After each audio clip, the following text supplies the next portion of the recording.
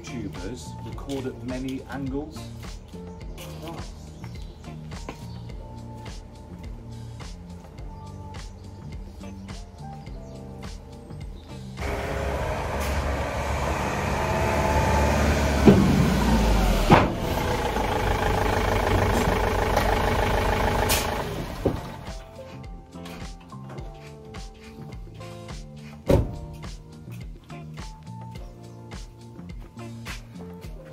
Not the first time I've done that. Right, this is an incredibly familiar sight for me. A white Renault Master with a yellow bonnet. One indication says to me, St John's Ambulance Service. And that's where it's been owned and used from new. This has come from the Welsh department of the St John's Ambulance Service. So supposedly I'm doing this video to show you the condition of the vehicle, but also the differences when they do come from CYMRU Wales, St John's Ambulance Service. In my opinion, yes, I'm trying to sell this vehicle, but they are incredibly inferior to, say, the conventional like HYs or FMP of that. They're a Papworth conversion.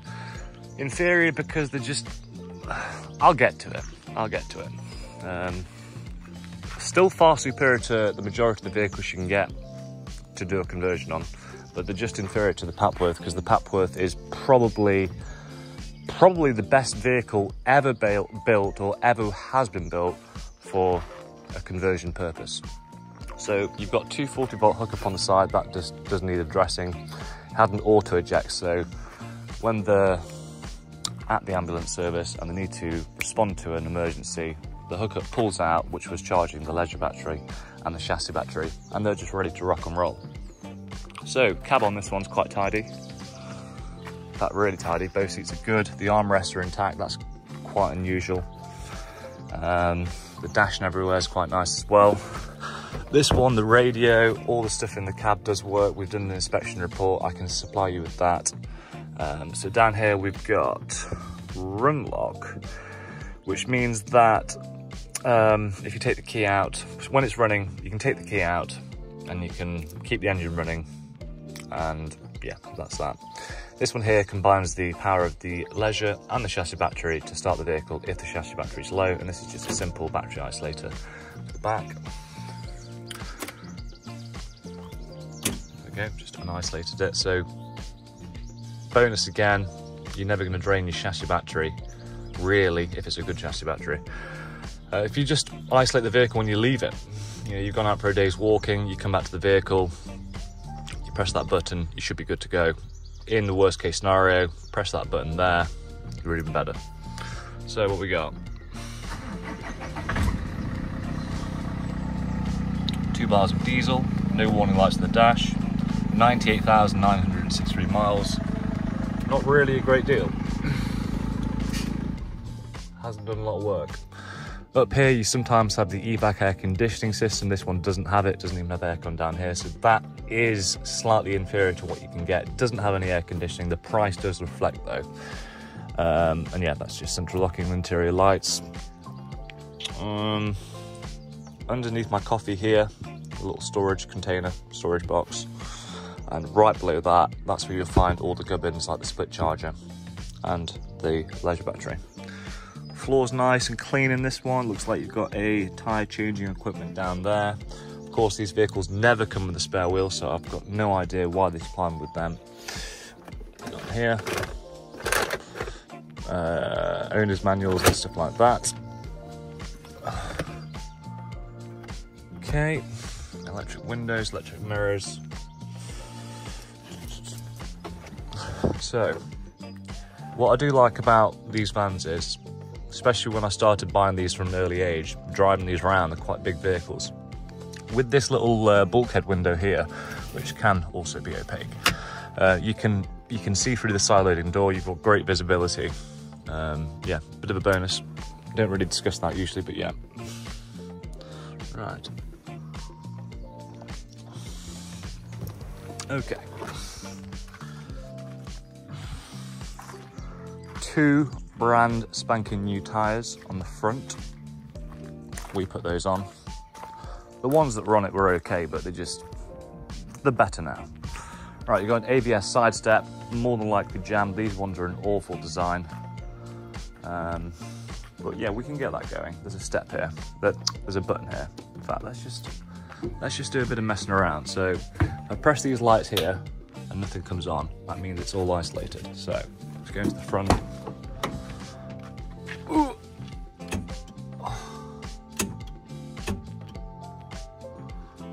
Okie doke.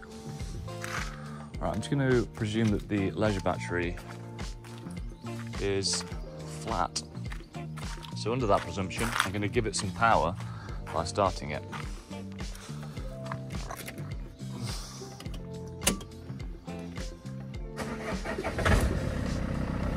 Right, so.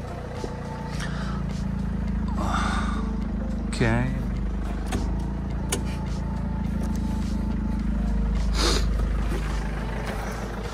Here's a man with hundreds of vans experience of ambulances, and I'm still struggling to this day.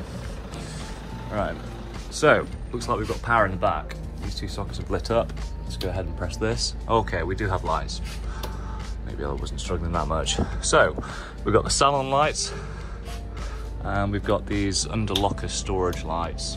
We've got diesel heater here, and that's pretty much about it. You've got two sockets here, 12-volt sockets. More power here as well, so you can manipulate those, make it into what you want. That's just an intercom, so you can discuss things with people in the front. These chairs are quite neat. I mean,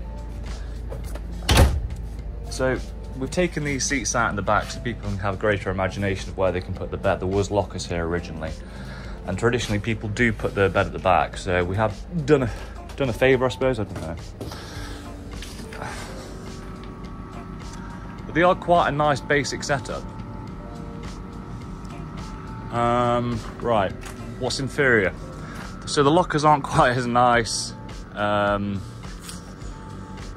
no air conditioning. They're just a bit greener, the other ones are blue.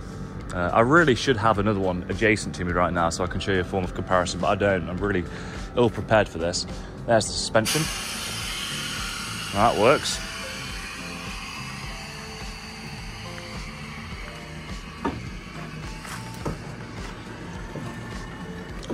The reason why that drops down is so the gradient isn't so great.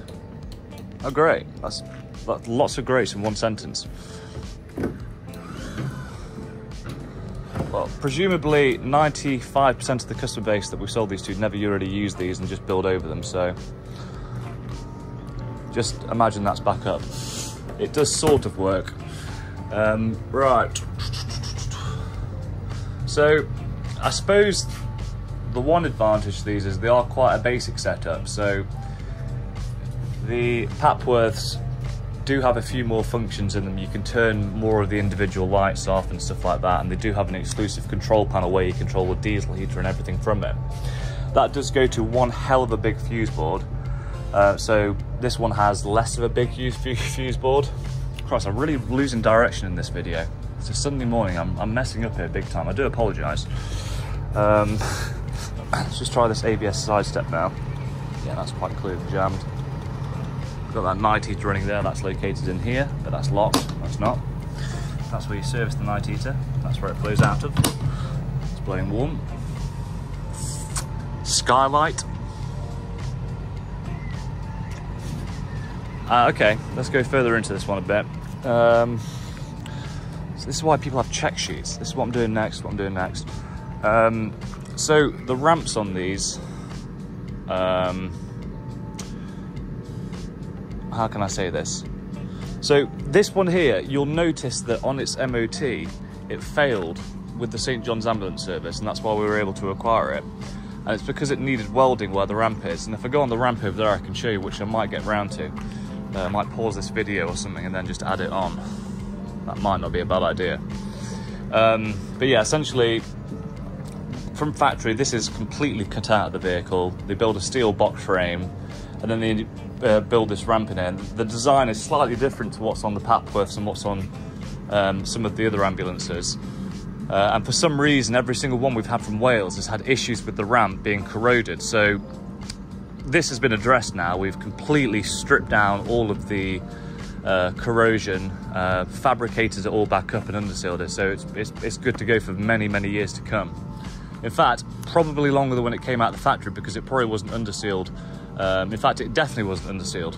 It definitely wasn't protected to the elements. So yeah, that's one of the inferior things, but I suppose it's not inferior anymore because we've sorted it out. But if anyone's looking at St John's Ambulance Service vehicle with a registration plate that starts CN, they need to be aware that the ramp could be corroded and whoever is selling it to you might be hiding something. But who knows? People that sell vans don't hide things, do they? That's not something people do.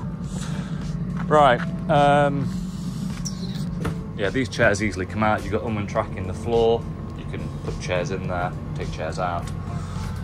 And can't tell whether this is a complete failure of a video or not. Right, did notice something on this video, on this vehicle. So we got a glass window, and then we've got a bit of GRP or plastic or lacking terms right now where they've put that in there. So it does serve its purpose, but it is worth noting. You could replace that. I'm sure you can get those panels quite easily. But it is nice to see. Ah, okay. Better than the Papworths. Papworths don't have windows that open, whereas this one does. So on the near side and the off side, you can open windows. Right, if I'm doing a comprehensive check on this vehicle, let's just have a bit look around, bit more of a look around it. Okay, pulling this seat back. So this is connected to this.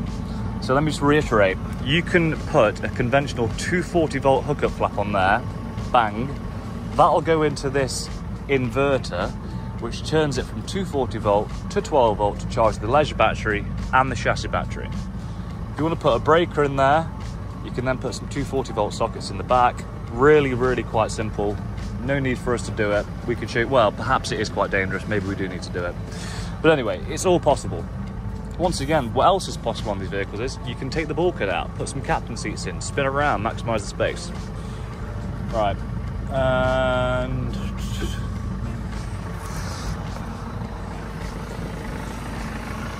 Christ, if this was like a job interview video where I was trying to post to try and sell vans, this really would not, I wouldn't be getting the job. Okay. It's quite a clean van though, isn't it? You know, it's a tidy old motor.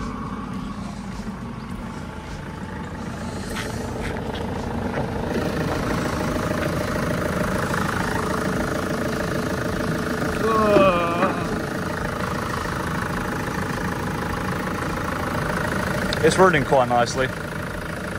Right, this is going to be one hell of a long video. I'm going to have to get this on the ramp now. So yeah, I'll catch up with you in just a moment. I did just remember one thing. Imagine you've built your bed at the back. I did just put this ramp in using this control, by the way, as well. I missed that out. Did go in. Imagine you've built your bed at the back of the van. And you're like, go on, honey, go over and turn the lights off. And then you're like, nah, I'll just reach here. And they're off. Oh, I need to go to the toilet, and they're on. So that's quite neat. And can you see in here, that's metal, that's structural. We want to build a bed at the back. We have got areas that are pre-existing that we can use to build an incredibly strong bed. Right, let's get this over to the ramp and see what it's like. Righty. So we are on the near side and we are looking at the sills. So these vehicles are galvanized. There's a zinc coating from factory put all over the vehicle. So finding corrosion on these vehicles is pretty difficult. The places where you find the corrosion are things that have been attached on aftermarket. So for example, this ABS side step, you can see here, this hasn't been galvanized. This is just exposed steel that's still in fairly good shape, but you know, it's not a nice color. But yeah, just wandering down the sills here. We've got body mounts here. They're original and they are solid and they are really quite nice. In fact, I'd go so far as saying that's one of the best examples I've seen in a long time. Because this is somewhere where they can go. You know, you're jacking these areas up quite often. You know, this is especially common, not necessarily in the ambulance service vehicles, but if you buy a normal panel van that's been jacked up by Joe Bloggs on his friend's driveway, you know, hundreds of times doing this, doing that, piercing the paint, breaking stuff, and you can see these deteriorating quite slightly.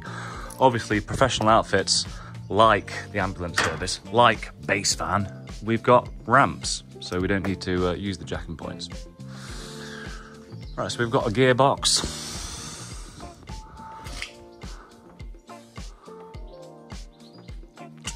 It's all looking nice and dry. It's all got the telltale signs of a well-maintained vehicle. Yeah, this is looking appealing.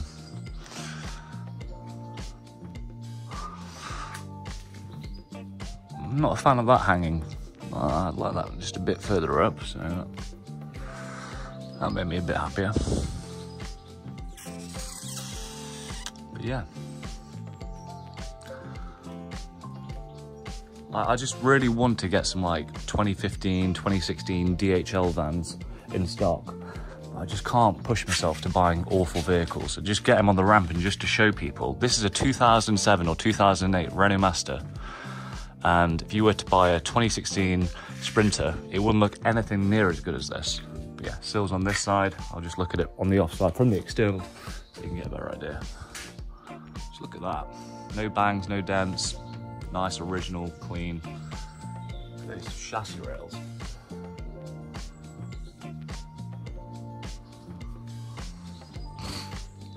Ooh. So, these are the air tanks which support the air suspension system. If this fails, you're knackered. Give me a call. I can I can put some coil springs in, and you're pretty much good to go for forever. Then you're not knackered, by the way. There's a few things you can do. They are quite reliable, I found, the air suspension systems, but obviously the hundreds of vehicles we've gone through, we have found some that don't work.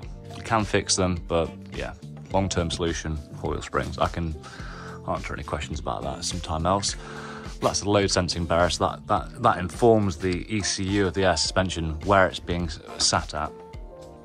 And here's my old man walking up now to interrupt my video. Right, you can see here on the back, this is where we've done our repair. So it was corroded on here. This is aftermarket. This is put in there by the converter of this ambulance. And we've just chopped out all the corrosion, put in some dust, put in some new panels, welded it, stitched it in, and undersealed it. And you're pretty much good to go now for a long ass time.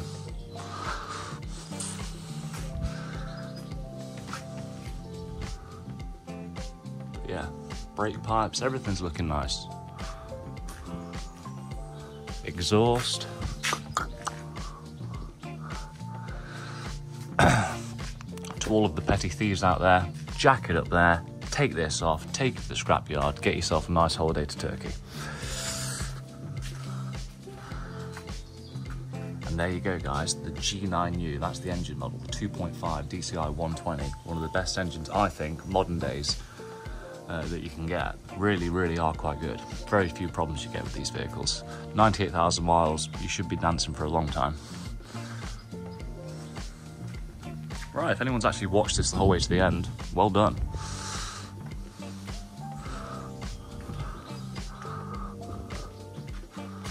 Right, I'm feeling lazy, so this is going to stay on the ramp till Monday.